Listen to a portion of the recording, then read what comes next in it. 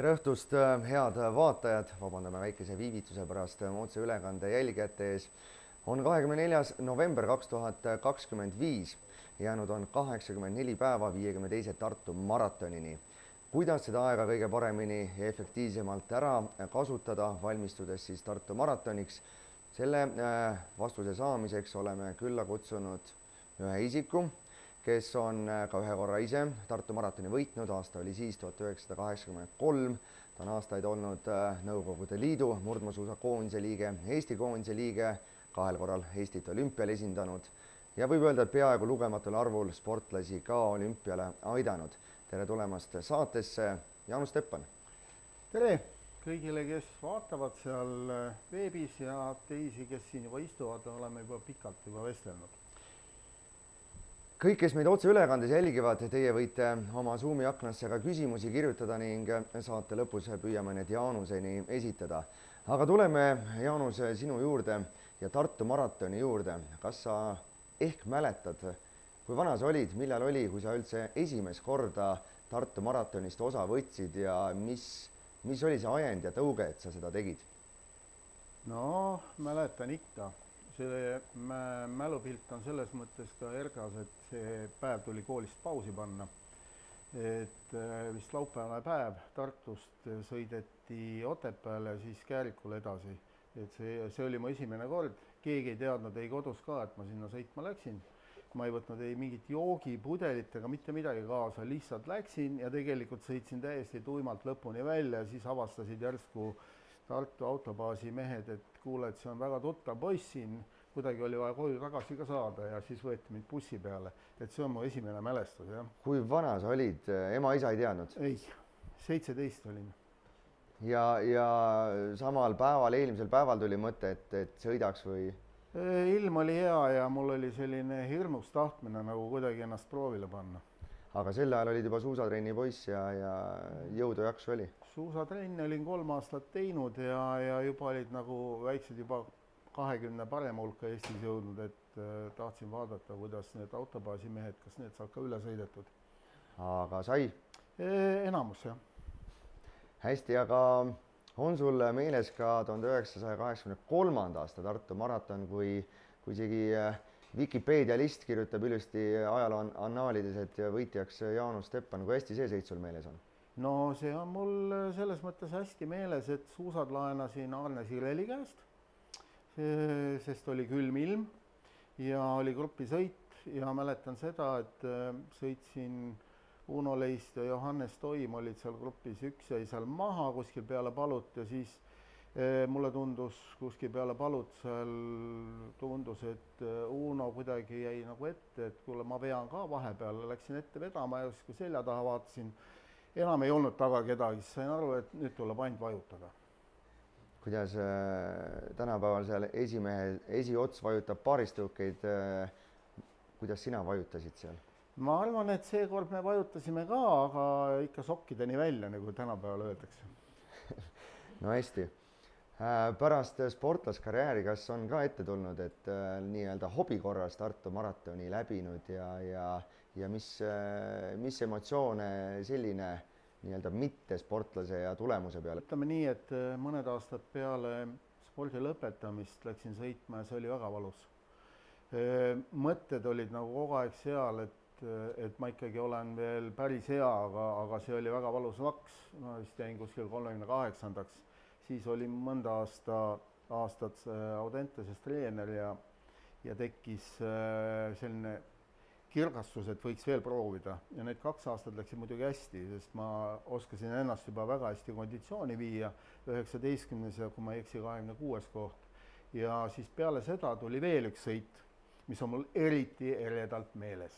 See kõik, kes seda kuulavad, saavad ka sellest natukese õppida, sest mul oli üks õpilane, Kirki on ta nimi, Spartas suusatrennis, kes käis hästi korralikult ja see talv oli, see võib olla 5-6 aastat tagasi, aeg läheb kiiresti.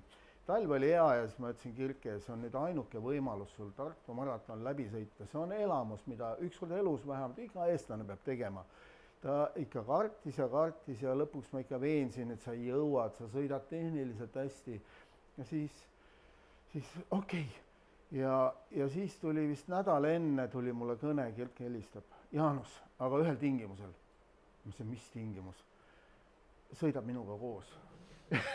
ja see sööbib mulle mällus, me tulime tagant lõpus, startisime, kõik oli kena kuni siis palupunktini, siis hakkas Kirkele raske ja minul hakkas külm.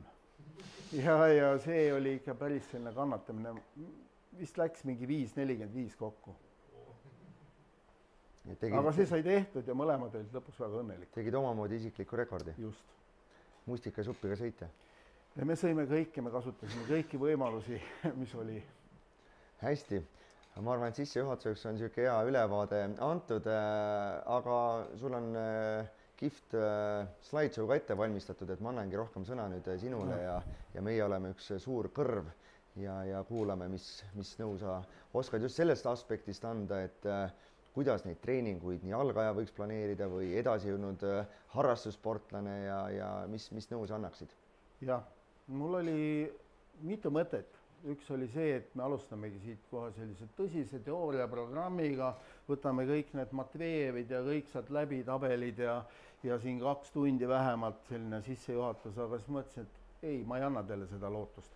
Et mul oli hoopis üks parem story, mis juhtus samuti siis, kui ma harrastajaid treenisin Tallinnas ja jõudsin Järvemetsa, aga ma alustaks kõigepealt, läheks üldse selle alguse juurde ja panin siia pildi.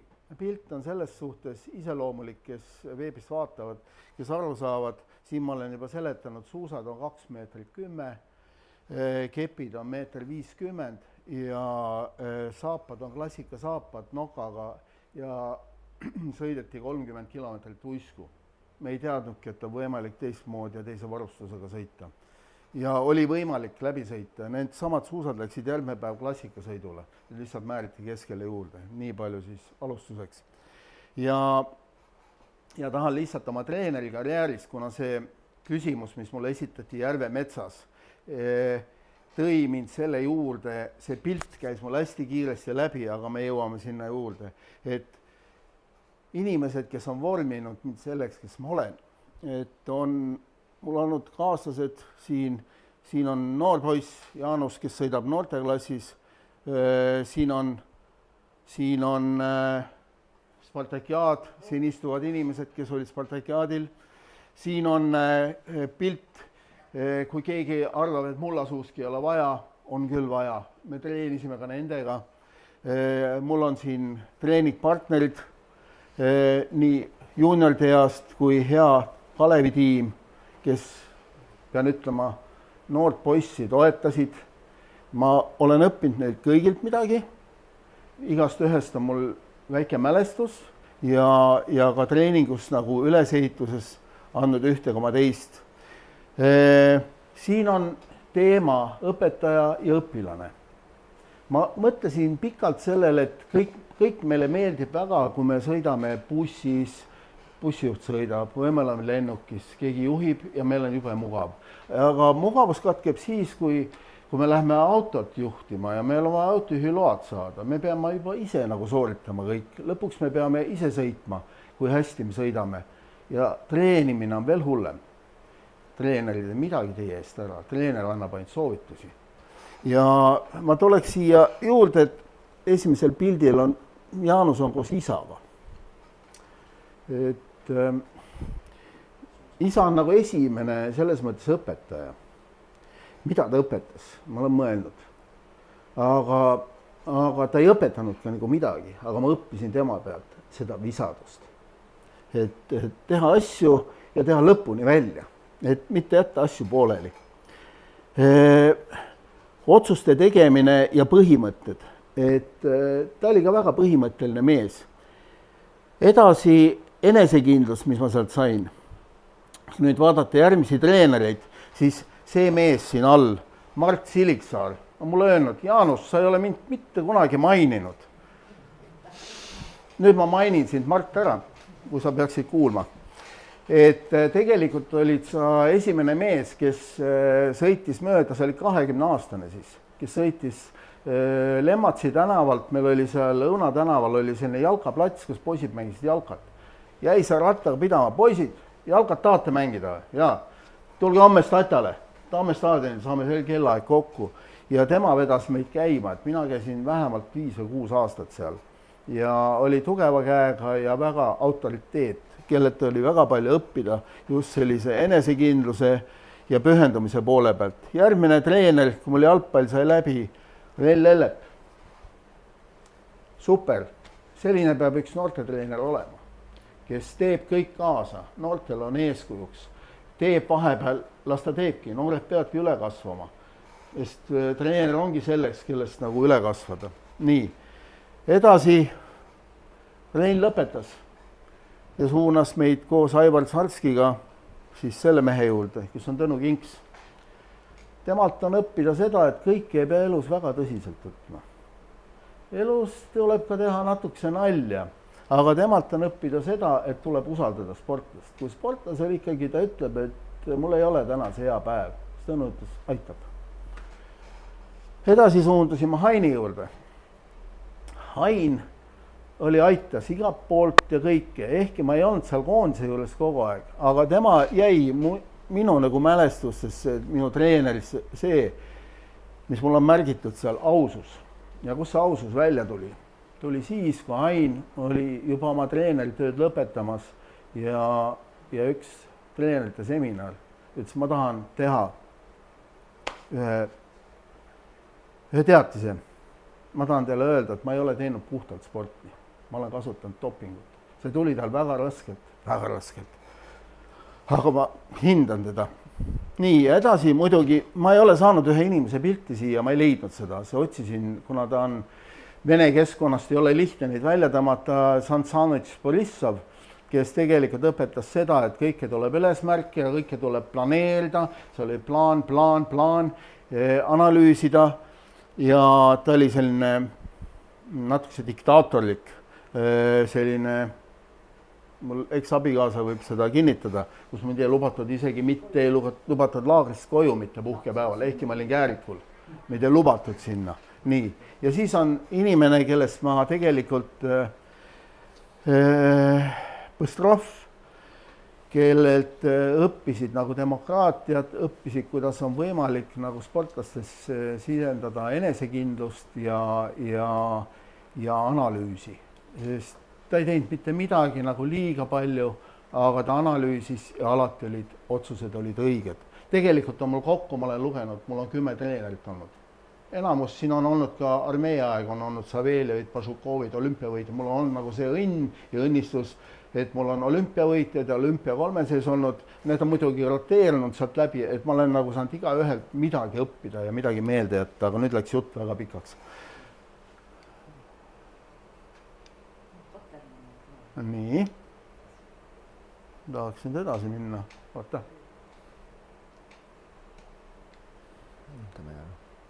Ja, oleks siin järgmine pilt tulemas.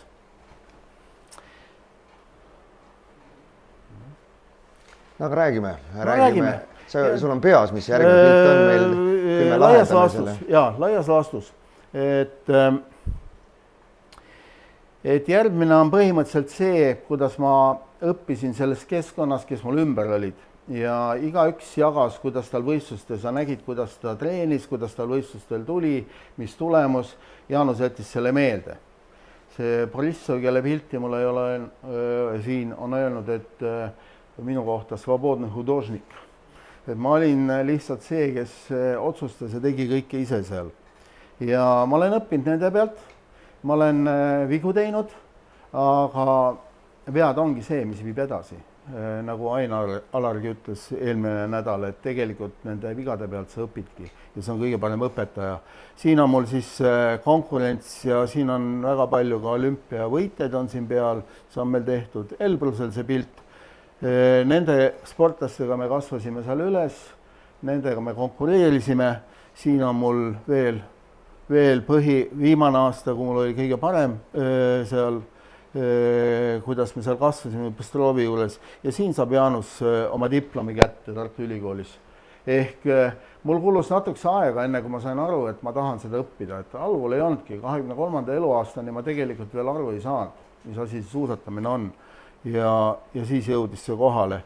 Ja siis saabub see aeg, kui oma spordiaeg saab läbi, tuleb hakata nagu midagi tegema ja siin on siis see esimene põlvkond, kes 94. aastal peale olümpiat siis tuli, kus tuli hakata oma treeneri andeid nagu siis realiseerima. Muidugi on mul 91. aastast ka üks tunnistus kodus olemas, Eesti parim treener, seda ma ei saa väga tõsiselt võtta, sest see oli Kalevi koondise juures ja need sportlased, kes seal olid, et me treenisime koos ja ma olin mängiv treener, aga meil õnnestus see aasta väga palju medaleid sealt ära võtta 3 seest ja millegipärast tunnustati mu tööd. Nii, kogu see kujunemise protsess, edasi tuli mul Audentese kool, kus tegelikult ma sain kogemuse sellest, et mu klass on siin väga paljud treenerid on veel, kes on praegugi edasi jõudnud ja treenivad. Tuli sellest, et said aru, et kõik inimesed ei ole ühesugused, kõigil ei sobi ühtemoodi. Igaüks tuleb erinevast kohast, kõik vajab paindlikkust ja aega ja individuaalsust. Siin on mul juba edasi jõudnumad sportlased, kes on siin teinud juba maailmakarikal tõsiseid tulemusi. Siin on üks Tartu maratoni võitja pildil. Paraku jääb selle pildi peale jääb Türgi aeg, kus mul olid Türgi sportlased, kus ma sain kogemusi treeneritööks. Ja siin lisandus siis Sparta, ehk ma sain ka harrastajad hea kogemuse ja teha seda tööd 5.45 on jah, siin aeg on üleval, 5.45.27 on ekstra see pilt. Ja siit jõuame selle küsimuse juurde, mis mulle esitati. Nimelt, Spartas sai tehtud selliseid Tallinnas nagu tasuta tunde. 10 tükki tuli teha seal talve jooksul, nii, ja siis tuli ka inimesi, kes tahtsid eratundi saada. Nii, ja siis üks õhtu, kui ma jõudsin siis Tallinnasse sinna, öeldi, sul on täna eratund kell 6 Järve metsas. Jõuame Järve metsa, seal on üks minust natukese vanem härrasmees koos oma prouaga seal. Ja siis mõtlesin, et kõigepealt ma tahaks näha, et kuidas te suusatate üldse, et siis ma tean nagu edasi reageerida, et 1 tund on ikkagi suht lühike aeg. Ja härra pani siis suusad alla, aga proua jäi sinna, et aga ma tahaks teada, mis kvalifikatsioon teil üldse on, et õpetate siin niimoodi. Ja siis vilksas kogu see pilt, millest ma siin rääkisin, mul nagu silme eest läbi, et mida ma talle nüüd ütlen.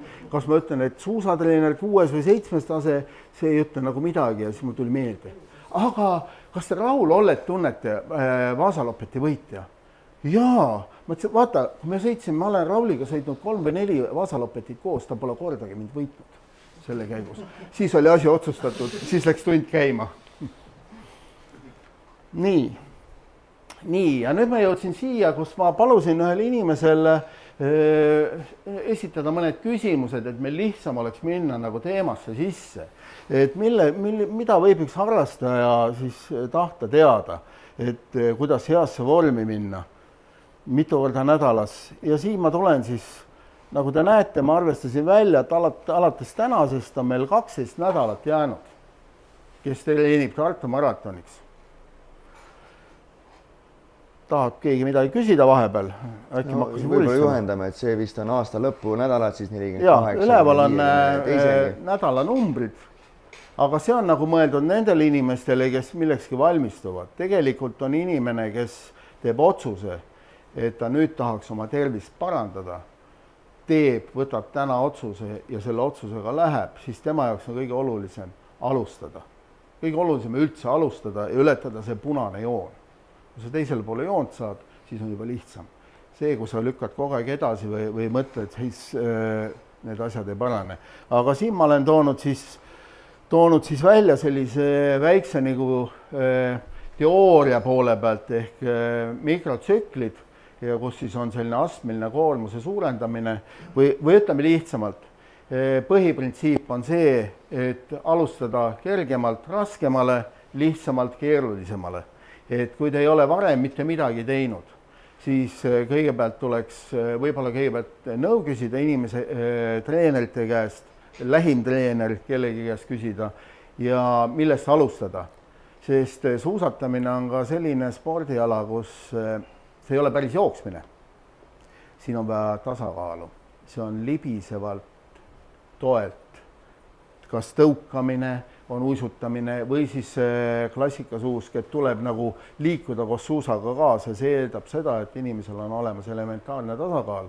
Kui treener ei ole sinna pilku peale saanud heita, siis väga keeruline teha plaani, millist plaani ta peaks hakkama tegema. Mida see sportlane peaks tegema hakkama? Võib-olla on mõistlik alustada üldse jalutamisest, kõigepealt konditsioon ennast viia esimesed paar nädalat ja siis uuesti kohtuda, alustada tehnikatreeninguid. Aga siia ma tõin lihtsalt välja sellised näitlikud, et me 3 nädalat järjestikku treenime, see on üks puhke ehk taastumise nädal. Siin me läheme natukese koormust tõstame ja 7. nädal ehk see nädal enne Tartu maratoni kindlasti ei peaks enam meeletult treenima, midagi auke lappima. Nagu Vaasalopetil kunagi esitati mulle küsimus, ma ei tea, kas ma läbi jõuan sõita eelmine õhtu või oli see päev enne, ma ütlesin, aga proovi järgi, sõida laupäev läbi, siis sa tead, et pühapäev, kas sa jõuad sõita või ei jõua. Et selliseid eksperimente ei ole vaja enda peal teha. Ja no, ma korra küsin vahele, et mina vaatan neid tulpi ja mina küll aru ei saa, et üks värv, teine värv, et kas siin on treening tundidega tegemist või kui ma leian ainult aega 2 või 3 korda nädalas liigutamiseks, et kus ma seda koormust siis tõstan, kas need järgmisel nädalal on treeningud pikemad või kus see loogika? See ongi selle näitlikustamine. Need, kes on juba oma treeningukavasse sisse elanud, saavad kasutada midagi taolist, kes tahavad mingit tulemust teha, aga see tulemus on suhteline. See, kes tahab heasse konditsiooni saada, peaks nädalast nädalasse kõigepealt esimesed 3 nädalat treenima, et saada see enesetunne paremaks ja siis hakkama, kas ta suurendab seda või toob ühe treeningkorra juurde. Kui ta ei ole üldse varem treeninud, siis ma riskiks üle 2 korra nädalas, minna 3 korra peale nädalas ja kui lumeolud läheb paremaks, kõigepealt tuleb teha selgeks oma töögraafik, kas see üldse võimaldab seda teha, kus see võimalik on teha, kas nädala alguses või siis puhkepäevadel, laupäeval, pühapäeval. Et ma hea meelega soovitakse pöördada spetsialisti poole, leida mingi hea lahend. Mis see optimaalne tundide arv on nagu treenida, kui ma ütlen, ma ei ole mingi aasta teinud nagu sporti või natuke liigutanud, et ma tahaks nagu normaalselt läbi teha, alustada nädalas 10 tunnist või kuidas see nagu... See ongi individuaalne. Küsimus oli siis saalilt, et mis on optimaalne treeningtundide arv, et vaatajad ka kuuleksid, et kui üle aasta pole teinud ja nüüd peaks nagu alustama, et kas küsimus oli, et kas 10 tundi nädalas teha või on see selgelt liiga palju? 10 tundi mulle tundub natukese nagu liiga palju olevat selles mõttes, et kõigepealt tuleks vaadata peeglisse, kui seal on väga ümar nägu, siis läheb aega, ütleme, selle näo natukese kitsamaks tegemiseks. Kui sealt vaatab juba suhteliselt kitsas nägu vastu, siis võiks nagu mõelda, et kui palju mul on üldse aega nagu treeninguks. Eks ma ei peaks tormama, et ma ei peaks selle pärast tekitama stressi, et kui ma lähen treeningule. Nüüd selline optimaalne, et võiks esimesed paar nädalat proovida, palju ma üldse saan nagu endale võimaldada ja ütleme, siin on ka see vajalik, et treeningu kontroll. No ütleme, tänapäeval kasutatakse hästi palju seda pulsikella. Kellad on väga targaks läinud ja treeninguid just taastumise jälgimine. Ja siin on HRV, mis on hästi populaarne, mida ma ka tarvitan ise või kasutan ise ja vaatan. Tõesti, kui see läheb punasesse, siis see ongi punases.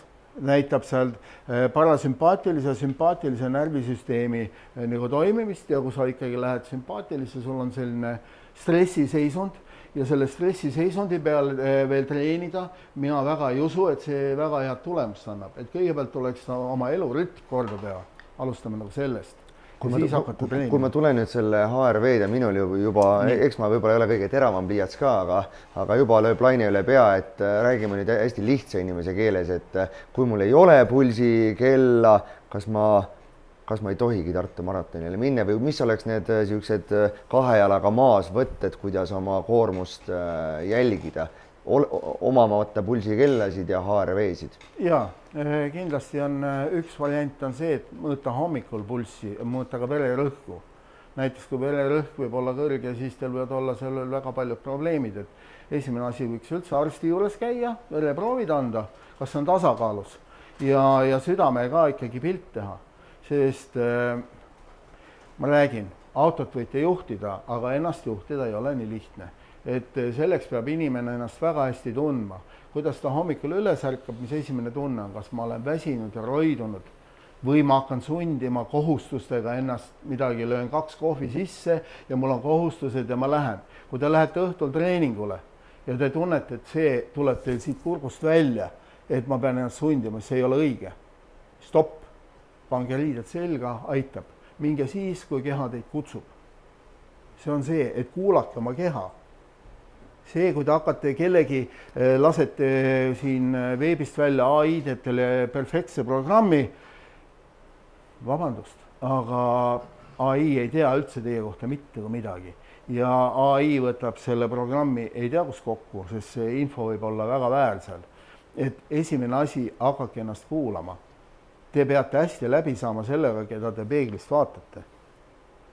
Siis, kui te temaga hakkate hästi läbi saama, siis läheb asi juba paremuse poole. Nii. See ARV on huvitav, ma ei tea midagi päris. Jaa, ma pean ka scrollima või. Mul tuleb äpp on telefonis, ma ikka vaatan, et kas mul uni oli hea, palju ma ööse magasin ja siis saan minna sinna juurde vaatama, et kas ta on. Ja tõepoolest, ma pean usaldan seda, sellepärast, et kui see läheb punasesse, ta on isegi annab 2-3 päeva juba sulle ette teada, et midagi on nagu sul mäda. Ja mul oli viimati oli lausa 10 päeva, ehkki ma midagi nagu ei teinud ja siis lõpuks sain teada, mul oli rinnus oli kuidagi nii kinni, et andis lihtsalt selline punane tuli lõi vilkuma. No, sellise punase tulega ei ole nagu väga optimaalne ennast nagu, ütleme, piitsutada.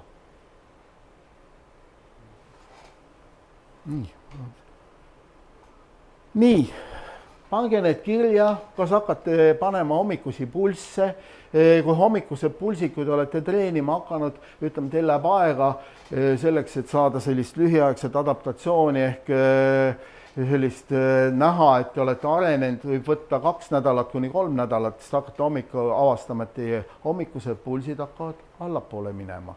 Ehk teil on esimene reaktsioon juba tekkinud. Ma torkan jälle vahele, et kuidas hommikust pulssi mõõta, kui ma pole kunagi mõõtnud, kas see on stopperiga minuti jooksul loen südamelöögid kokku või kuidas sina seda teeksid? No jah, ega see pulsikell pole siin sajandeid olnud, et see on ikkagi viimase 20 aasta selline hea töö, mis on edasi viinud. Varem ikkagi võeti siis kas kella, siis mis seieriga kellad olid, kas võtad 15 sekundit, 20 sekundit, 30 sekundit, 15 sekundit korrutad 4-ga ja kui te poole minuti jooksul jõuad võtta, siis korrutad 2-ga, saad selle pulsi teada. Ja noh, väga loogiline, et nagu hakkad endaga nagu sellist dialoogi pidama, et see viib nagu tulemuseni kiiremini. Kui sa mõtled, et treener teeb või plaan teeb sinu ees selle töö ära, siis oled väga sügavalt eksinud. Plaan ei ole jumal, nagu ma ütlen sportlastele, ja plaani tuleb muuta. Plaan selleks ongi, et seda saaks muuta. Sest mitte kunagi sa ei näe ette, mis ilm võib olla, mis kell sa magama lähed, kas keegi naabrid sul karjusid, öösel magada ei saanud, et sa järgmine päev sa ei suuda teha seda treeningut. Plaan ei ole jumal, sa pead ise viima korrektiivid sinna sisse. Aga kui maratoni eesmärgiks on hea enesetundega finišisse jõuda, ajaga 5.45, 6.45 vahet ei ole, lihtsalt minna, nautida, kas siis peaks ka pulsitama ja plaanitama ja kõike mõlle või piisab lihtsalt enesetunde järgimisest ja 2-3 korral nädalas käia suusatamas ja jõuangi sinna? Absoluutselt. Täpselt see mõte ongi, et see, kes tahab nüüd mingit näha oma arengut, et mingisugune numbritena, see märgib üles ja see fikseerib ja teeb seal kella peal. Kes tuleb hommikul üles, vaatab peeglisse, naeratab endale ja ongi väga hea. Ja lähengi ja naudingi. Täna ei ole hea päev, lähen homme. Issand, küllus ilm on ja naudingi ja ongi väga hea. Ja lähebki, ei pane endale pingeid peale ja sõidab Tartu maratoni läbi. Vaataja küsimus veel. Vaataja küsimus selline, et nädalas treenida, sa rääkisid võib-olla tundidest või kordadest, aga mina küsin konkreetsemalt, palju peaks olema sinu soovitused vastupidavustreenikud, kestvustreeningud ja näiteks jõusaali treeningud. Ja näiteks kas jõusaali treeningu pealt tasuks minna? Küsimus saalist oli siis, et kas milline peaks see treeningute vahekord olema, kas jõutreeninguid on ka vaja teha ja kas ainult jõutreeningute pealt tohib ka Tartu maratonile minna? No elu on näidanud, Tartu maratonile minnakse kõik ilma igasuguse treeninguta, kas on nüüd otstarbekas ja normaalne, ma arvan, et see ei ole niimoodi. Ainult nüüd jõutreeninguga ilmselt väga kaugele ei sõida, sellepärast et jõutreening iseenesest kasvatab, ütleme, lihaskiude hüpertroofiat tekitab, oleneb, mis jõutreeningut te muidugi teete, aga selleks, et nagu Tartu maraton ja maraton hästi läbi sõita, läheb teil ikkagi vaja vastupidavust, ütleme, arendada natukese mitokondreid oma veres, ehk see viib ainult läbi aeroobse treeningu, jõuate sinna ja see on selline valgusüntees, mis nõuab teatud aega, et kui te täna sõitsite 2 tundi ära, mõtlete, nüüd midagi juhtus, veel mitte midagi ei juhtunud, selle tulemusi näete alles mõne nädala pärast, ütleme seal 10-15 päeva pärast hakata esimese tulemuse nägema, sest selleks ongi nagu puhkus antud. Siis, et see treening ei ole see, mida te nagu otseselt trennis teete, et kui meil harrastustrennis, kui me tegime seal laupäeviti imitatsiooni ja mehed tulid siis sinna riietusruumi, ütles, et kuule, täna ei olnudki nagu mingit õiget trenni, ma ei ole üldse läbi. Et noh, ega sa ei pea alati surnud olema ju, peale trenni, et kui see sõber peab su sealt ära viima. Tegelikult tuleb mõelda seda, mida treening mõjutas ja tegi sinu lihastes, sinu südames, sinu vereringes. See on nagu eesmärk, et seal oleks edasiminek, mitte see, et sa oleks peale igat trenni surnud. Et see ei ole just kõige õigem, nagu võib-olla sa oled üldse mingi eelduse südamehaige, et üks hetk lõppes sellega, et sind lihtsalt viiakse sealt minema. No nii, aga jätkame, sul on siin tarkusi palju, et lähme süstemaatiliselt edasi. Lähme edasi, jah, siin on doktor Noorman, siis hakkab vastama teie küsimustele. See on natukese tehtud, see on Noorman vanemaks ja prillid talle ette pandud ja näiteks, kuidas saada heasse vormi, kui lund ei ole suusatada ei saanud, siis ongi see, et nagu Tiia siin eelnevalt küsis, on aeroobsed treeningud. Mis tähendab aeroobne treening? Et trenn ei ole alati see, mis te teete seal suusatades. Saab minna ka välja niimoodi, kas te lähete kepikõnnile või te lähete matkale või te lähete rattaga sõitma või te lähete lihtsalt 4 või 5 tunniks sohu, võtate oma ämbri kaasa ja korjate seal jõhvikaid näiteks. Ka selle võib panna aeroobse treeningu alla, sest see on põhimõtteliselt rasvhapetel töö. Mis ma tahan ühe asja kohe siia kindlasti juurde tuua, on see, et viimastel aastatel on mul küsitud paar sellist küsimust, et pagan, mul on juba 10. kilomeetril või 15. mul on juba selline pilt läheb eest ära, inimene on treeninud.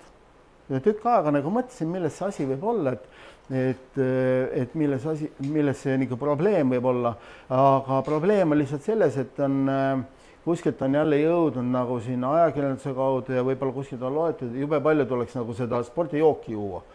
Iga trenn 10 minutit, aga 15 minutit tagant juuakse spordijooki. Nii, aga nüüd on üks asi.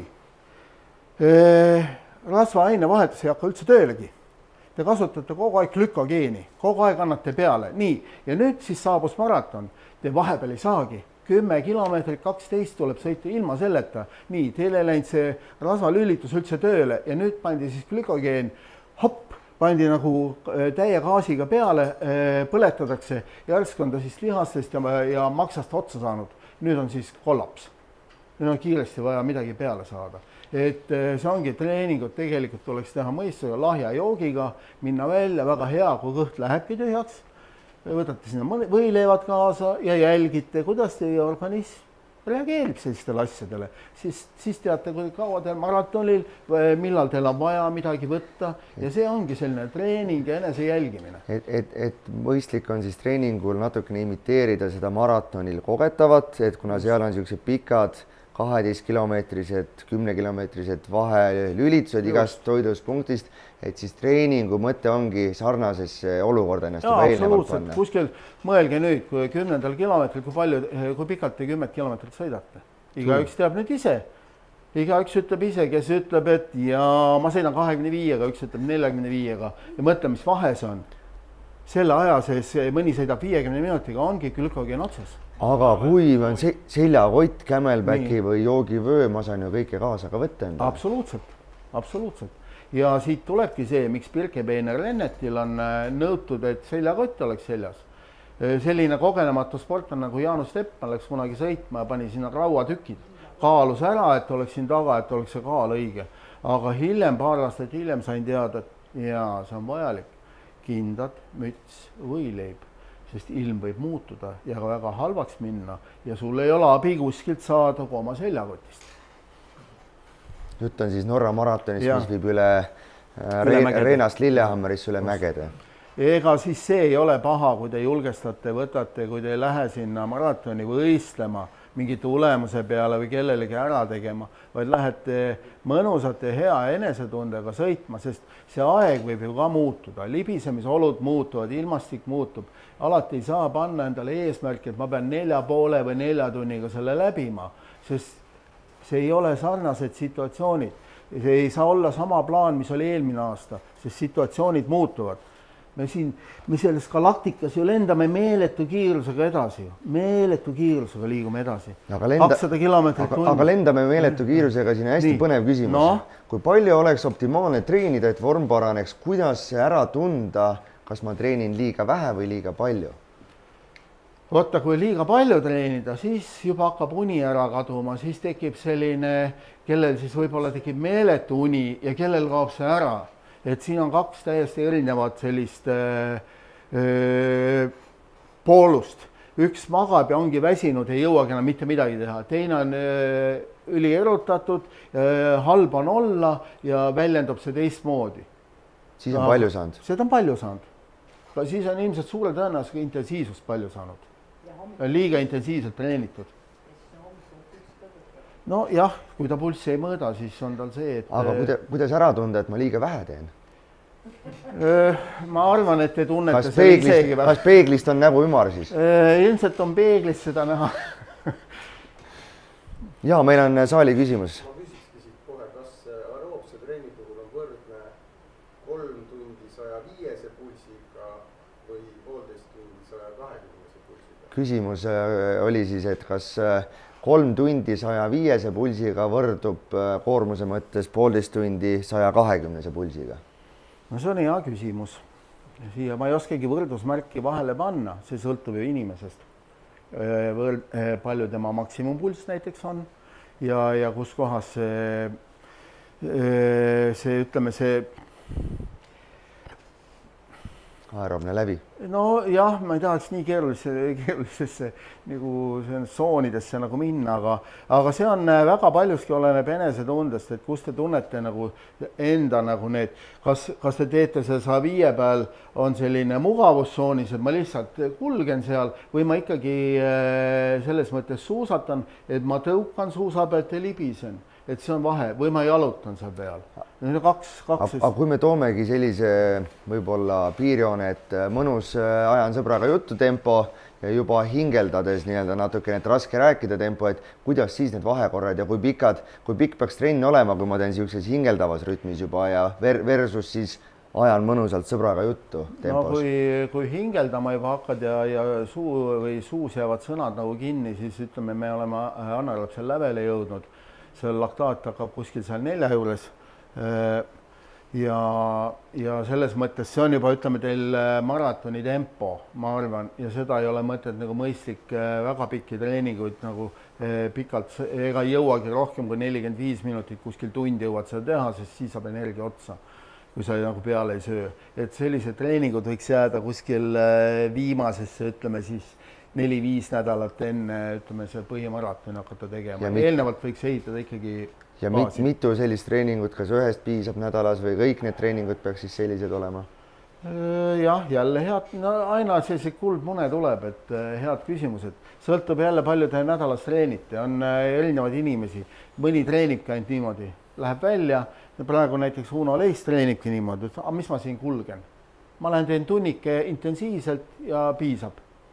Et tal on nagu selline vana põhi või siis vanad kogemused all, aga inimeste ajada, kelle tasakaalu ei ole, kes suusatehnikat ei oma, ajada nagu sinna lihtsalt selle hulluks seal ei ole mõtet, et ikkagi kõigepealt on baas ja siis selle baasi peale saab hakata tegema nagu kiiremat tööd, kui seal liigutuska on juba tehnika olemas. Ja baas tähendab siis seda, et võimalikult kumulatiivselt rohkem tunde tempos, kus ma räägin sõbraga juttu ja liigun õues. Just, seda nimetame aeroobseks.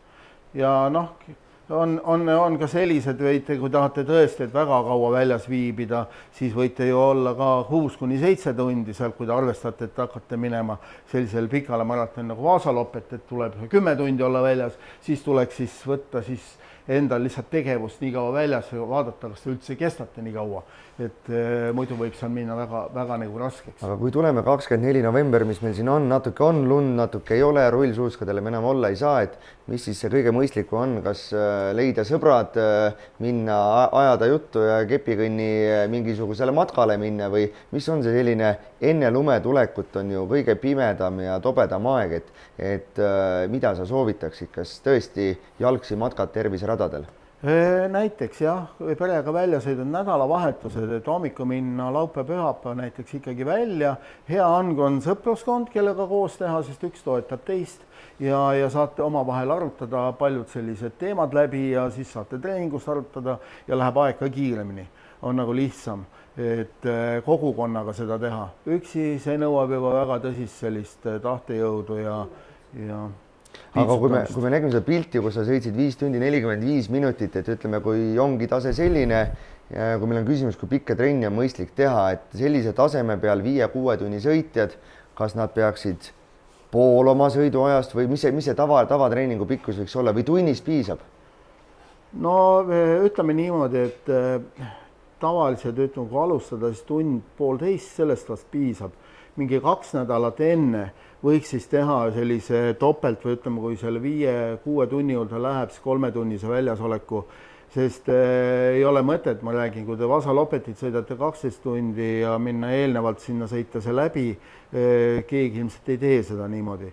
Aga lihtsalt tuleb maratoni ajaks läbi mõelda see toitumine ja kõik muu, et toetada ennast ja riietus ka. Ei ole nagu otstarbekas, kui ma sõidan 6 tundi ja kogu aeg treenida ja 6 tunni sõita neid otsi, sest see paremaks nagu ei tee. Et 1,5-2 ja siis kuskil 3 tundi võiks olla selline pikim treening. Ma ei näe nagu erilist sügavat mõtet nüüd väga pikki seal rohkem nüüd hakata tegema, kui just ei ole eesmärk sõpradega kuhugi tõesti minna ja olete koos ja olla viibida pikemalt väljas, aga mitte nagu treeninguna. Ma ei näe nagu harrastajal seda mõtet. Aga kui ma ütleme, leian, vaatasin oma töögraafikule otsa, kodus rääkisin läbi, sain viisa, et 3-4 korda nädalas antakse aega trenni teha.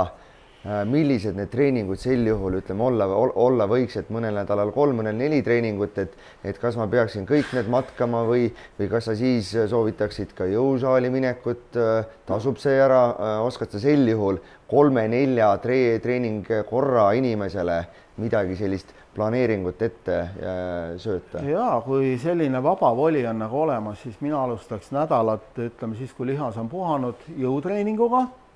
Võiks käia jõusaalis, jõusaali treeneril võtta sealt sabas kinni, öelda, mul on selline plaan, et näidata mulle, ütleme, sellised harjutused, mis siis kõige parem pilk on ikkagi spetsialistil, kes näeb, vaatab teie konstruktsioonile peale, et nii, see on siin nõrk, neid asju tuleb teha, et teab vastupidavuse poole pealt, aitab kaasa ja siis võiks olla, ütleme, teine päev võiks olla natukese, nagu sa ütlesid, mingi selline intensiivsem, kus sa väga hästi sõnu välja ei häälda ja nädala lõpp teha siis pikemad ja aeroobsemad treeningud, siis võiks nagu niimoodi üles ehitada. Aga alati jah, võib nõu küsida. No järgmises loengus meil tuleb Mart Kevin põllust ja baaristõugetest ja jõutreeningutest rääkima, et ma arvan, et siis me saame sinna rohkem supelduda just selle jõutreeningu koha peale. Aga puhkepäevad, kuhu sa neid sel juhul, et kas teha nüüd mitu päeva jutti või ikkagi, et jõusaali trenn, päev puhkust või intensiivne trenn, et kas seal on ka mingisuguseid eripärasid, mida pigem tasuks teha ja pigem mitte? No mina teeks jõupäeva ja intensiivsema päeva nagu järjestikused päevad, loogika, ja siis peale seda võiks puhata ja siis tuleks aeroobsed päevad.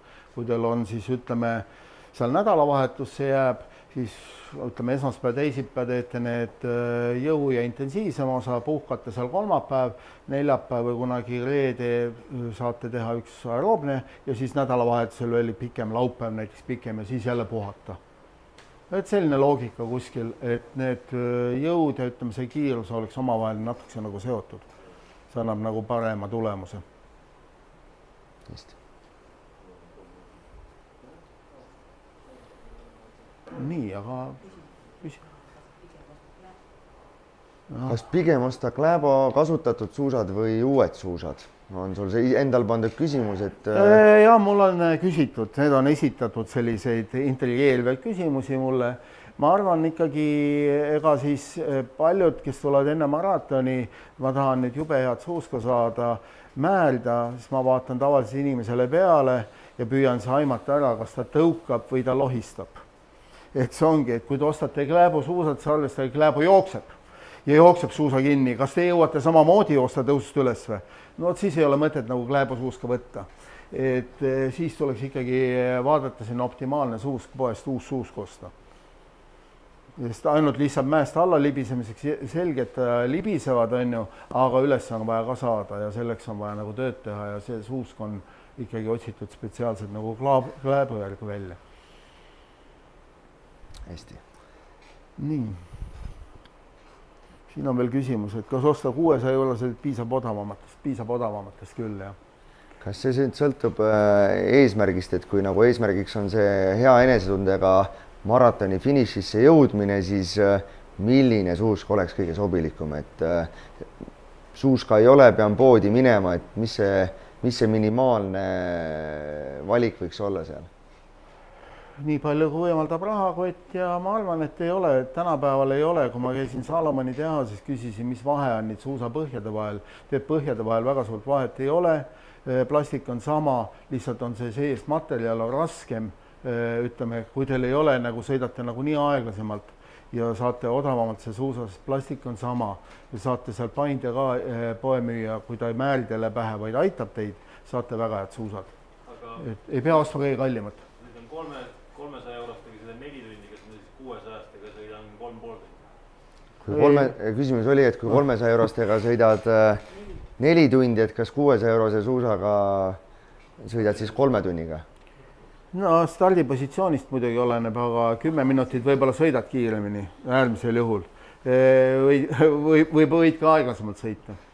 Aga kuna meil on sarja 5. loengus on eraldi episood tulemas suuskadest ja määrimisest, siis ma arvan, et spetsiifilised suusad ja millised need suusad, et jätame need küsimused sinna saatesse, jätame jõusaali küsimused järgmise esmaspäeva saatesse, et kas meil on saalis olijatelt midagi, mida me ei ole üldse puudutanud ja tegelikult on hingel, ma tean, meil on saalis inimesi, kes on sel aastal minemas tegelikult Vaasa Lopetile, nad teavad rohkelt töökad inimesed, et mida sa ütleksid Vaasa Lopetile ja no ega Tartu maraton on sisuliselt ju sama, Vaasa Lopet on paar nädalat hiljem, et võib-olla nendel meestel, naistel on siin, kas peaks eraldi paaristõuketrenne näiteks tegema, mul on hea küsimus, et kui palult finišini on ikkagi valdavalt silemaa ja seal kipub raskeks minema, et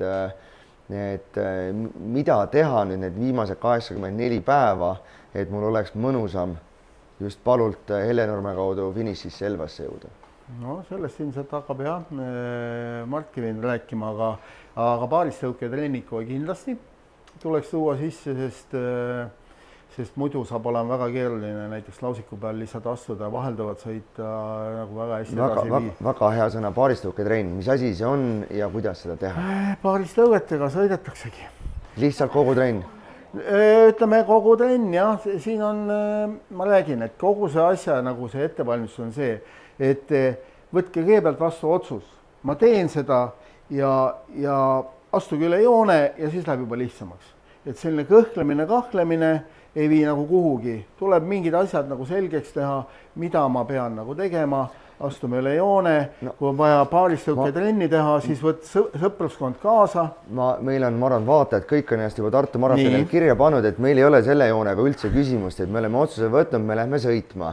Nüüd ongi küsimus, et mitu paaristõuke trenni ma teen, kas iga nädal peaksin tegema, kui lund ei ole praegu, näiteks võib-olla lumi tuleb alles 2. jaanuaril näitena, et mis ma siis teen, mis ma need 40 päeva lumetulekuni näiteks teen, et kuidas ma asendan seda paaristõuke trenni? Väga hea küsimus, jälle on olemas sellised paaristõuke treenažerid, kontsept kutsutakse, on sisuliselt igas jõusaalis, annab seda samamoodi teha.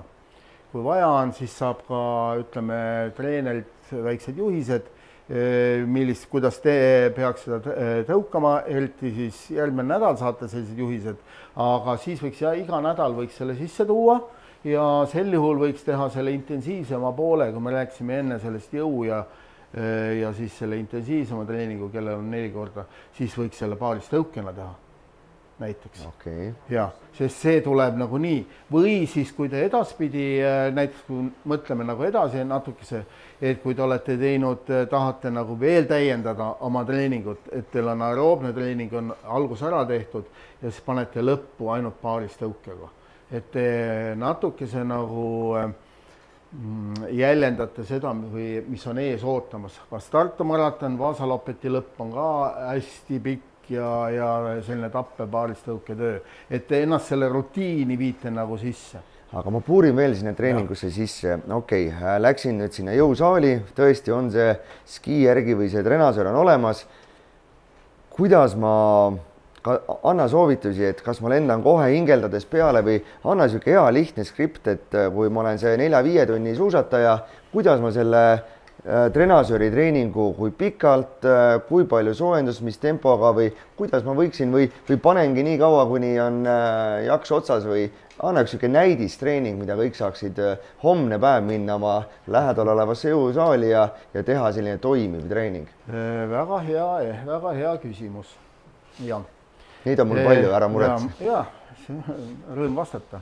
Kõigepealt tuleks oma keha soojaks saada ehk kui te ei taha väljas, vihma sajaploppa tuleb, sees on trilpaanid, mille peal te saate joosta, kuskil 15 minutit, 10-15 minutit soojaks, lihas sai soojaks. Nii, nüüd on siis need põhilihased, mis lähevad, on ütleme seljalailihased, triitsepsid, biitsepsid, siis on reie 4 pealihas, ütleme kõhulihas tuleb siia, et siis oleks mõistlik natukese neid lihaseid eelnevalt siis teha harjutusi.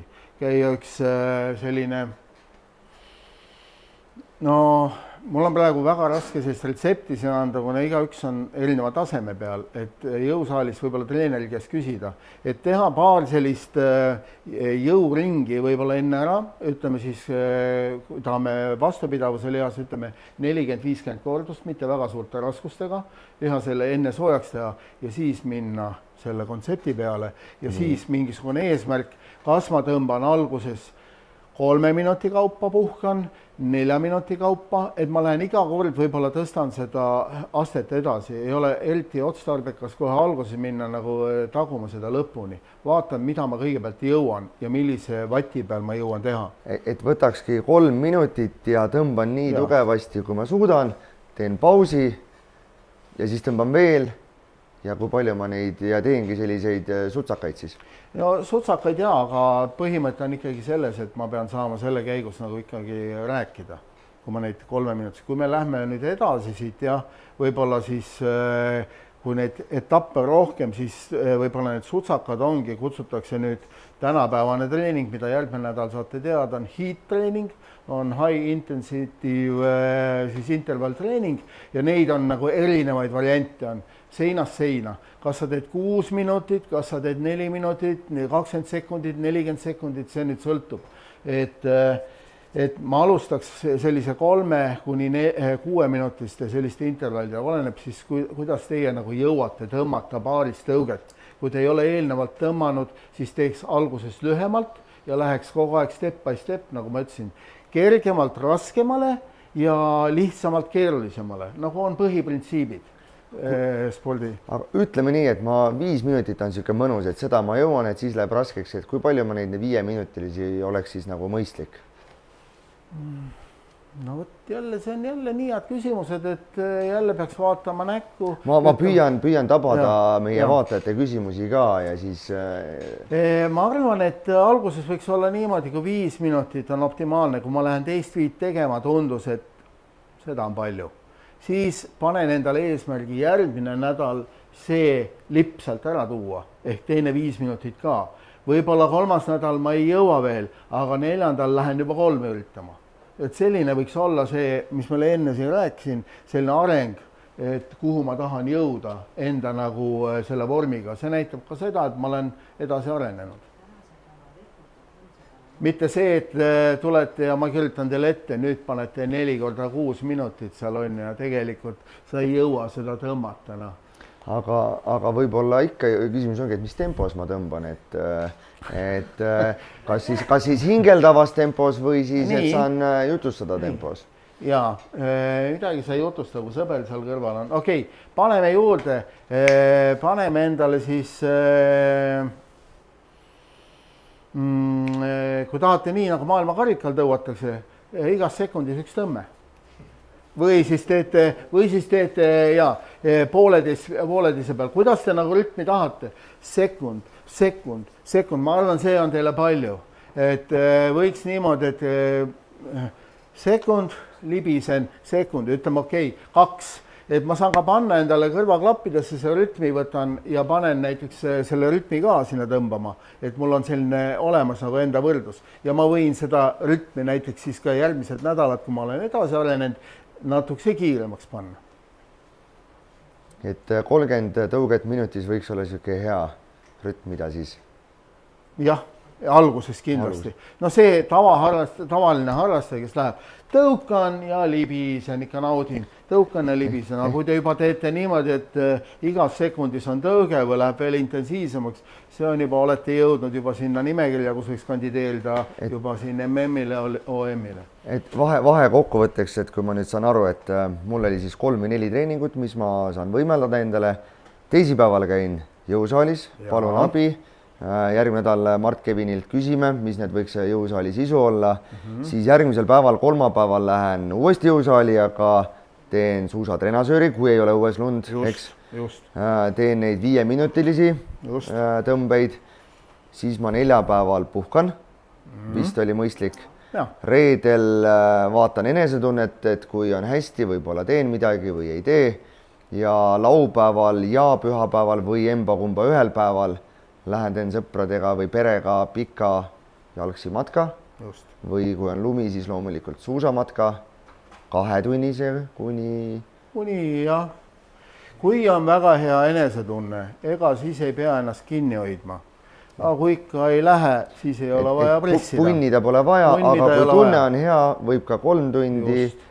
Tunne ei ole hea, lähen tunni pealt koju ja on hästi. Saage endaga hästi läbi. Hästi. Jaa. Kui näiteks 5-6 tundi nädala treening kohta, kas siis pigem jätagi sinna 3 treeningut või hoopis 5 tunni ajast treening? Küsimus oli, et kui 5-6 tundi on nädala treeningmaht, mida saab lubada, et kas 3 treeningu peale jaotada või rohkemaid treeninguid ja lühemaid teha? No siin ongi, et kuidas selle ajaga lood on. Et kas harjumus on sees, et sa teed iga päev tunni, et siis tuleks nagu mõelda, jah, siin on hästi palju, nii palju erinevaid variante tuleb siin, et võib ka teha 5-5-na, jah, aga samas, ma ikkagi jätaks mingisuguse, kui pikk ots ikka seisab ees, et üks selline võiks olla pikem paaritunnine treening.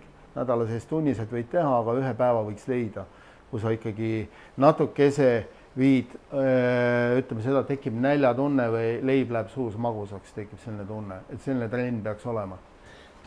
Korra enne kui meil võib-olla isegi saade pikaks ja lohisema võib-olla läheb, näitena veel küsin, et kui mul on nüüd piiramatu aeg, okei, tööl käin miskit ka, aga tahtmist on, spordiarst ütles, et teha võin ka 10, võib-olla rohkem tunde sinna nädalasse mahutada. Mis soovitusi sa siis annaksid, et kui sul ongi terve mees, kes tahab tulemust minna teha, arst annab ka rohelise tule et mitu trenni, kas sa mõnel nädalavahetusel lausa soovitaks mitu trenni päevas või nii. meil on neid inimesi kindlasti siin, kes on täpselt sellised, et mitu puhkepäeva ma peaks tegema, kas ma peaks 2 korda nädalas jõusaalis käima, kuidas sa siis läheneksid?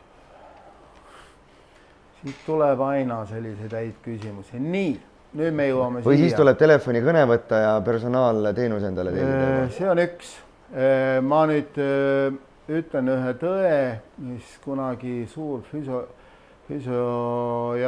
teadlane ütles, et optimaalne, et kasutatakse 3-4 korda, aga kui teha organismi ikkagi selline tühjendav ja koormav treening on, siis on optimaalne 1 treening päevas teha, jätta ülejäänud aeg endale taastumiseks. Kui te väga tahate, sipelgad ikkagi kuskil sügelevad, minge jalutage veel väljas, hingake värsket õhku, aga jätke endale aega, sest vaevalt, et siin istuvad 20-aastased, on ju. Ma olen nagu öelnud ka, kui sa jõuad 30-ndat, noh, tundub ka, et kõik on veel murraks 40, järsku avastad, et ma ei ole välja taastunud, 50, veel läheb veel kauem aega ja mida vanemaks, seda 1 päev läheb juurde, nii tegelikult andke endale aega taastumiseks, ei ole vaja pressida, sest lõpp võib juhtuda niimoodi, et kui te pressite need 2-3 nädalat seal ära, lõpuks mingit tulemust ei tule ja lõpuks on see, et selline varjatud ületreening on seal. Et pigem näiteks teha 4 kvaliteetset trenni, anda 3 puhkepäeva, kui see, et ma teen 6 päeval ja minu arvamus on küll nii, jah. Puhkus ei ole kedagi kehvemaks teinud. Treeninguga on küll väga palju keeratud tuksi. On palju võidusõitjaid, kuid on väga vähe sõiduvõitjaid, aga sõiduvõitjad on reeglina targemad. Hästi. Jah. Saal, publik kaamerate taga, kas meil on tulnud ka vaatajate küsimusi, mida ette kanda või on meil saalist, küsime julgelt, kui paljud on saalis istujatest maratonile minemas, meil on tegelikult mikrofon ka, mida siin jagada teile. Sel talvel, kas on mõni maraton tulemas, vaatame saalis olijatele vastu. No nii, kõigil tõusevad sisuliselt käed, nii et ma arvan, et on veel võimalik mõni nõuanne võtta. Ma küsin, et kui sa rääkisid enam nendest treeningute ajal joomisest, spordijoomisest, et sa soovitaksid pigem siis trenni teha vee peal. Võta see. Ma küsin uuesti, et kui sa enam rääkisid sellest treeningute ajal joomisest, et juuaksid palju spordijooki, siis sa soovitaksid pigem siis treeningu ajal nagu juua vett kui spordijooki, et kas siis lahjat spordijooki, vett, aga kindlasti treeningu lõpus kindlasti laadida, et oleks korralik nagu spordijook, et sa saad siis oma depood täis laadida. Aga selleks, et tunnetada nagu ära, kuidas organism töötab, see rasvahape kiiremini käima võetakse sinna töösse, siis oleks nagu mõistlik alustada lahjade jookidega. Ma olen ise väga palju praktiseerinud veega ja väga edukalt töötab. Et lihtsalt toimub mingi hetke möödudes toimub, võin enda pealt öelda, paar tundi vee pealt, järsku tekib tõsine nagu nälg, tundub, et nüüd on kõik lõppenud, väike paus, venitused ja 2 tundi jätkub, ei mingit probleemi. Tegelikult on siit kuskilt käib mingi lülitus ja rasvhapped jätkub meil piisavalt. Nüüd küsimus on lihtsalt selles, ilmselt paljud küsivad, et mul on need krambid, on ju. Aga see on ka, et pigem on siin väga palju puudu vee joomisest. Jooge rohkem vett. Mina isegi arvan, et see magneesium ei ole nii oluline seal. Korra teisesuunalise küsimuse kohe küsin ka. Olen nüüd tubli olnud novembris, detsembris käinud matkamas ja jõusaalis ja neid sutsakaid ka teinud, et jaanuar tuleb, algavad siin Estoloppeti maratonid, mõnes maakonnas on ka sellised nädalasisesed suusasõidud, et kui mul on see baas juba ette tehtud, kas sa soovitaks ikka neist osa võtta ja mitu sellist lühemat maratoni, kas on see soovituslik ennem Tartu maratoni teha või pigem mitte eeldusel, et olen juba sporti teinud? Ma arvan, et mõistlik on neid sõita, aga siis ei tasuks panna endale mingid ülemääraseid eesmärke mitte panna. Pigem jälgida, kuidas mul keha käitub selle maratoni ajal, sest iga järgmine start põhimõtteliselt läheb lihtsamaks.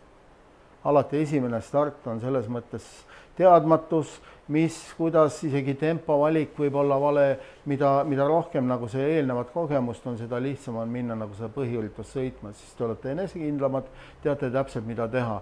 Siis jäävad need stardieelsed jutud ära, et ma ei ole üldse treeninud ja oi, mul ei ole üldse aega olnud ja mul ei ole üldse suuski ja see näitab selline pingeseisund jääb ära, et sa tead täpselt, mida sa teed, sa oled valmis selleks. Aga maakonnasarjad ja sellised 5 või 10 kilomeetrised võistlus, kas need võivad ka mulle kasuks tulla või pigem mitte? Võivad kindlasti, et seal ei ole nüüd kindlasti ei ole vaja konkureerida seal nende tippsportlastega, kes seal lähevad oma aega või noortega, kes lähevad oma aega sõitma, vaid võib-olla panete mingi kindla eesmärgi, testin need suusad ära, kas see libisemisala ja määrdeala mulle sobib. Ja ma saan natukese endaga nagu tööd teha, korra läbi, intensiivsema nagu treeningu eest väga hästi nagu sobib. Saan signaale. Esimene signaal kindlasti on veremaitse suus. Ehkki seda verd ei ole, aga esimene lihastest tuleb kohe laktaati kõvasti ja esimene signaal on kohe, tundub nagu veremaitse oleks suus ja ilmus palju on pingutatud. Aga see möödub kõik. Korra küsin ka selle legendaarse, ikka küsitakse, et mitu kilomeetrit oleks vaja suusatada enne, kui maratonile minna. Kas see, kui sina kuuled niisugust küsimust, et paneb see muigama või on siin üldse mingid head räägime isegi, nagu mõni on, et ärkan viimasel hetkel, et mida tasuks nagu ikkagi ette teha? Noh, jah. Nüüd, kui ma ütlen selle numbri, siis keegi ütleb, näed, ta ütles niimoodi. Ja samas tuleb keegi, kes võtab oma need tolmunud suusad ja paneb maratoni hommikul, läheb suusatab ja sõidab läbi, on ju. Ja tunneb hästi ennast? Jah, ja ta tunnebki hästi, sest mitte nüüd nii hästi võib-olla väsinult, aga ma arvan, et ennast hästi tunda, mingi 200-300 kilomeetrit kuskil võiks olla nagu sõidetud. Selline optimaalne. Ei pea olema seal tuhandeid. Et kui te neid tuhandeid sõidate, siis te lähete või ilmselt seal mingit tulemust tegema või naabrimehele kätte maksma millegi eest, mis ta seal tegi eelmine aasta, mida iganes. Et kui 6 nädalat jaanuari alguses on 6 nädalat maratonini näiteks on ju see teeb 30 kilomeetrit näiteks nädalas või 40, ei olegi ju väga palju, et kui ma 2-3 korral käin ja 10-15 sõidan, on ju tegelikult juba baas olemas. Ei ole üldse, jah. Ei ole palju. Ja viimane nädal kindlasti enne maratoni, et ärge siis minge ennast nagu tühjaks sõitma, et pigem on see see taastumiseks, selline kergemad sõidud ja nautimine, sest pidupäev on ees. Nii, saalist on hea mikrofoni küsimust. Mul on ka siin tegelikult mitu küsimust tekkinud, et kui olla selline, ütleme harrastaja, kes siis teeb võib-olla nädalas 4 korda trenni, et kuidas nagu selle, sa siin mainisid, et intensiivset trenni nagu võiks korra teha, eks ole, et see pikem trenn jätta sinna nagu nädala lõppu, eks ole, aga kas ütleme aeroobsel tasemel, eks ole, või et kas ma nagu peaksin selle siis valima sarnase, ütleme, kui mul on ka olemas siis pulsikell, jälgin pulssi, et kas nüüd nagu imiteerida seda situatsiooni, ütleme sama siis ütleme pulsi vahemikus, mida ma plaanin minna ka maratonil tegema, et kas siis või teha nagu madalama intensiivsusega neid trenne, et kas on sul mingi soovitus? Nagu sa lähed tegema nagu seal oma kella järgi sõitma, ma saan aru, et küsimus on, siis sinu jaoks on nagu mõistlik võib-olla imiteerida natukese, mis sõit ees ootab. Aga ma paneks selle nagu nii Norra lõpu peale, et siis teeb paalis tõugetega seal lõppu intensiivsemalt. Et see lõpp on alati kõige raskem maratonidel, et sa keskendud nagu see lõpuosale, mitte ei alusta kohe alguses intensiivselt. Kõigepealt sõidad sisse, nagu nii oled suures grupis sees, sul sõita ja lasta, aga vot siis lõpuosa, siis sa pead nagu oma nendest valudest ja vaevadest üle olema.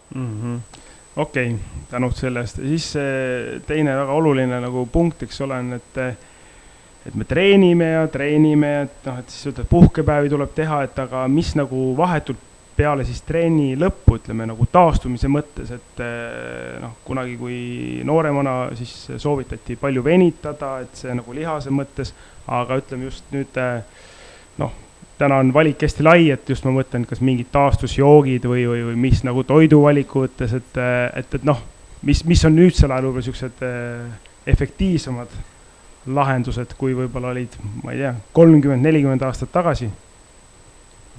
Kas ma võin vastata ise sellele? Jaa, palun.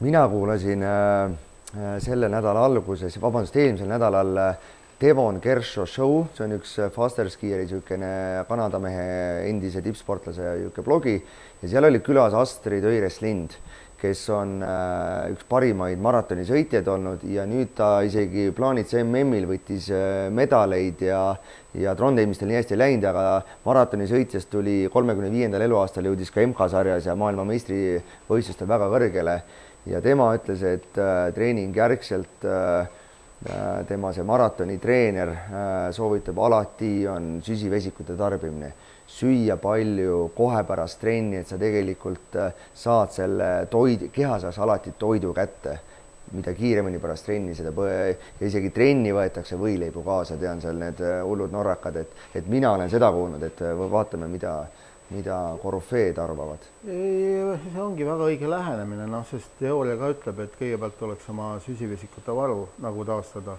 ja süsivesikutega on ka niimoodi, et sellepärast ma tavaliselt olen peale Tartu maratoni joonud õlut meega, see soe, mis seal pakutakse, on alati kõige kiirem, sest mesi suht kiiresti nagu taastab.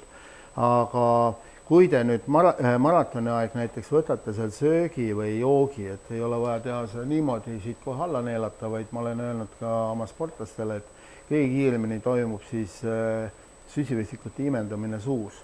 Ehk natukese hoida seda magusat või siis jooki siin suus, see samulaasi toimel, see sisuliselt kohe läheb sul verre. Kui sa neelad alla, siis see võtab natukese kauem aega lihtsalt. Kui sa tahad kiiresti nagu saada, siis hoia seda magusat seal suus või kui sul tunned ja natukese aja möödudes on kohe jõud uuesti sees. Aga kas joogipunktid pigem vedeliku või tahket? Kuula, mida sul sisemus ütleb. Kui sa ikkagi tahad tahket ka süüa, siis söö. Sest ma räägingi, et see sisemine dialoog on ülimalt oluline. Paljudel ütleb see sisemine kell ütleb ette, täna ma tahan seda süüa või tahan nüüd magusat usalda. Et kui sa tahad juua ja tahad magusat palju, joo siis paar tükki või võta seda siis kisselli, see mustika kisselli, ütleme, võta seda banaani või kui sul tekib mingi vajadus millegi järgi, siis kõige parem, kui sa kuuled ise, mida su keha nagu tahab. Mis nõu sa annad sellele sõitjale, kes väga palju või kas on midagi teha näiteks, kui sa jõuad sinna palupunkti näiteks ja siis saad aru tegelikult, et ma olen nagu liiga teinud, et triitseps kisub krampi ja kõht juba siit samamoodi üks kõhulihaste poole ei töötad. Oled sa ise seda ka kogenud sportlasena, et kas on seal midagi, mida siis ennetada, et seda ei juhtuks? Seal sõidukäigus on mõned võtted või... Nüüd on mul üks kurb sõnum teatada. Sellist asja mu spordi tegemise jooksul sisuliselt ei ole juhtunud, et mul oleks kunagi energia otsa saanud. Küll viimasel Vaasa Lopetil hakkas 45. kilomeetril tundsin, kõhulihas hakkas kuidagi imelikult tõmbama, nagu jõnks. Et siis ma üritasin natuke lõdvestada ja jook oli. Esimene asi kohe juua ja jõin 2 topsi ja vedelikku rohkem ja peale seda oli kadunud. Rohkem mul nagu energiapuudust ei ole mul kunagi olnud. Ma ei tea, mis asi see on. Sest ma olen teinud noorena palju tööd ja seal ei ole energiajooki olnud, vett olen joonud ja ilmselt on ka see palju mõjutanud.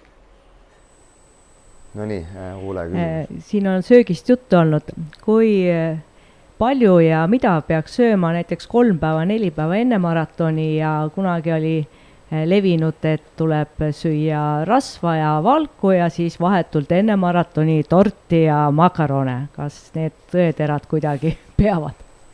No ma isegi täiendaks seda. Levinud oli see, mäletan seda aega, kui 50 kilomeetrit tuli ja Käärikul siis telliti õhtul, siis kanad olid siis ja puljongid söödi ja kõht söödi täis, nagu oleks mingi tõeline Eesti pulm.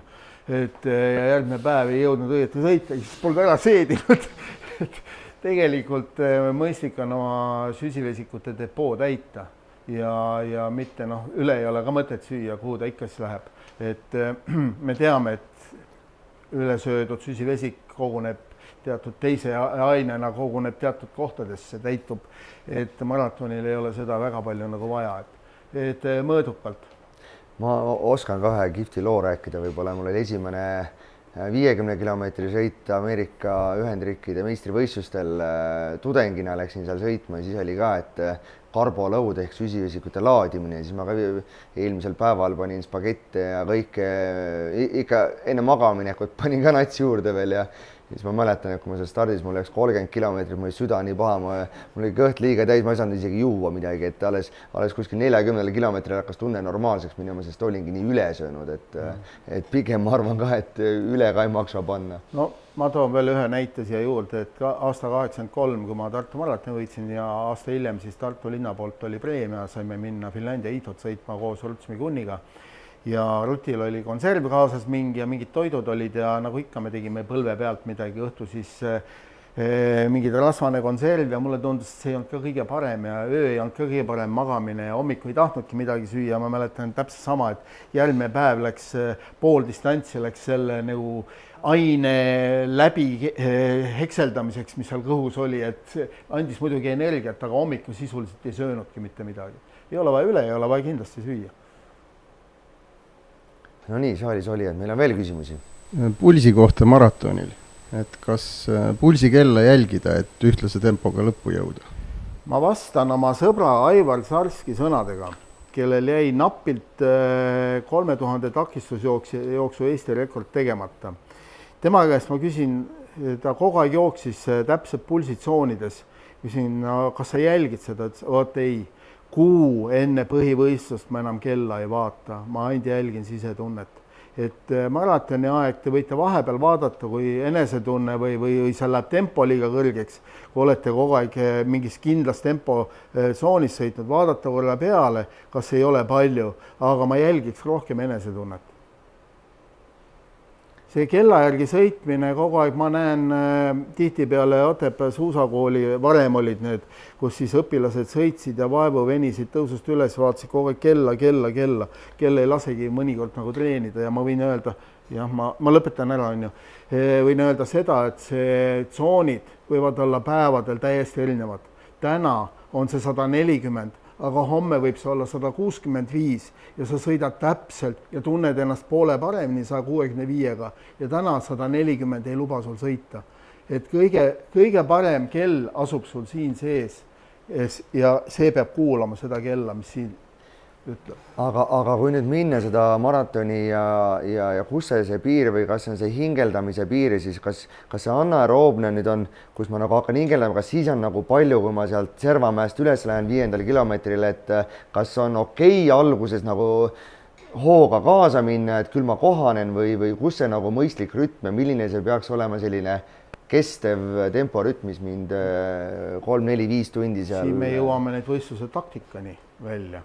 Et mis on mul nagu taktika, et kas ma selle tõusu, kas ma tahan minna selle grupiga kaasa, libiseda seal pundis sees, siis ma tean, et edasi tulevad 2 pikka laskumist, et ma seal paaris tõuked, siis ma kannatan selle ära ja ma pean ka teadma, ma olen järelikult ka eelnevat treeningut teinud, ma peaks teadma, kui kiirelt mul see pulss taastub. Et kui ma olen ikkagi seal, ütleme, teinud mingi Estolopeti maratoni ja ma tean, et ma ikkagi peale seda väga kaua taastun, siis tuleks võtta natukese tagasi tõmmata. Et see ongi natukese ka taktika üles ehitamine, et kuidas minu nagu ettevalmistus võimaldab sellist järskudest tõusudest üleminekut. Kas ma peaks kohe alguses niimoodi pressima või jätan ikkagi lõppu selle. Et siin peab olema ka selline ja jälgima ka, kas ma suusad peavad või ei pea, mis eessõitjate suusad teevad, kas mul on mõistlik neil taga pressida või neil peab hästi, mul libiseb hästi, ma lasen väikse vahe sisse, ma libisen niikuinii järele. Et siin läheb nagu taktika peale. Ma natuke kasutan veel võimalust, et täna on 83. aasta Tartu maratoni võitja meil külas, järgmine kord tuleb 2021 aasta võitja Mark Kevin Põlluste, võib-olla aastaga siin eksin. Kui nüüd seal eesgrupis tol ajal sõideti ja võib-olla 90. alguses ka Vaasa lopetitel, et kas midagi põnevat ka ees, kas norrakad või kas mingid riukaid ka tehakse või käib kõva andmine või mis 80-ndatel, 90-ndatel, kuidas see eliidisõit välja nägi? Eliidisõit põhimõtteliselt sa teadsid, kes on maratonisõitjad, siis ma olin ka World tiimis, me sõitsime kolmekesi Margo Pulles ja Raul Ollega sõitsime tiimis. Ja ma olen ka siis eelnevalt sõitnud ja kuna seal on vahefinišid, siis sa kunagi ei tea, sõidavad ka tippsuusatajad selle sees, ei ole ainult maratonisõitjad, vaid on siis maailma eliittipp. Sa kunagi ei tea, mida nad mõtlevad, mida nad plaanivad. Ja siis meil kunagi oli siis Maurilio Detsalt, kuulus selline mees, kes siis hästi lühikese sammuga tihedalt sõitis Vaasa Lopetit ja siis ta pani järsku käiku ja siis kogu grupp hakkas ilmselt talle järgi pressima ja järgmise kurvi taga siis ta jäi seisma, siis tal oli lihtsalt olnud nagu vedelik hakkas nagu keema, et siis tal oli vaja tühjendada ennast, siis jälle kõik tõmbasid maha, et selliseid asju ikka on juhtunud seal jah, aga on ka selliseid asju ja kui enam ei ole mingit aega, siis sõidu pealt toimub siis laskumise pealt selle lume nagu kollaseks tegemine. Et on igasugu variante, jah. Aga olen kuulnud, kas seda ka tehakse, et suusakanna peale pannakse kliistritäpid, et siis kui konkurent sinna peale libiseb, et saab oma suusa või need on sellised juba linnalegendid? No ideid on olnud ja on isegi olnud niimoodi, et mõni mees on isegi liiminud liivapaberit sinna taha, suusa taha, sinna tagumise otsa peale. Ei ole väga sportlik käitumine, ütleme nii, eriti kui seal pikama otsal. Küll võib-olla jah, on kasutatud sellistes ühistartides ja kes armastavad ilmselt seal taga sõita, aga jah, ma ei pea seda õigeks. See ei ole aus nagu teiste osas. Okei. Küsin veel, 90-ndatel käisid rootslased, üks mees nimega Håkan Westin ka Tartu maratonil ja korduvalt võitis ja mina mäletan, ma olin väike poiss, siin olid pargivõistlused enne Tartu maratoni siin laululava ümbruses ja juba seal nad punnisid paaristõugetega ja minu eest äkki Håkan Westin pani juba siis, kuigi aastakümneid läks mööda enne, kui see sai trendiks, et kas tol ajal tundusid, et täitsa nagu vennad olid, et nad paaristõugetega punnisid või mis mõtteid see tekitas tol ajal? Ei olnud vennad, sest meil oli tegelikult see aeg oli selline kõhklused ja kahklused olid, et kas rada on niimoodi ette valmistatud ja oli siis König Ludwig Lauf, kus oli hommikul oli tulnud värsked lund ja oli selline suht nullilähedane ilm, siis oli selline, kui me valmistusime starti minema, mida otsad teevad, siis käis selline uurimine, mis seal suusal on, et üritasid ikka niimoodi oodata ja siis keegi oli ära näinud, et määrit all ei ole ja siis oli otsus selge, läksime paaristõugetega.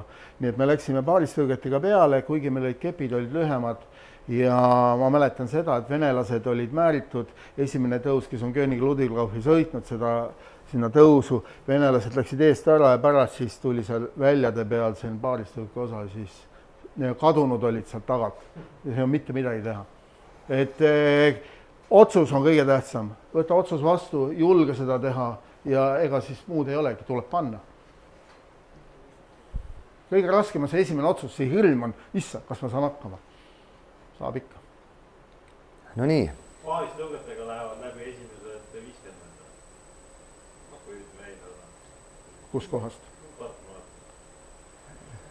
Arvata võib. Ma arvan, et sõidab isegi juba see aasta rohkemgi.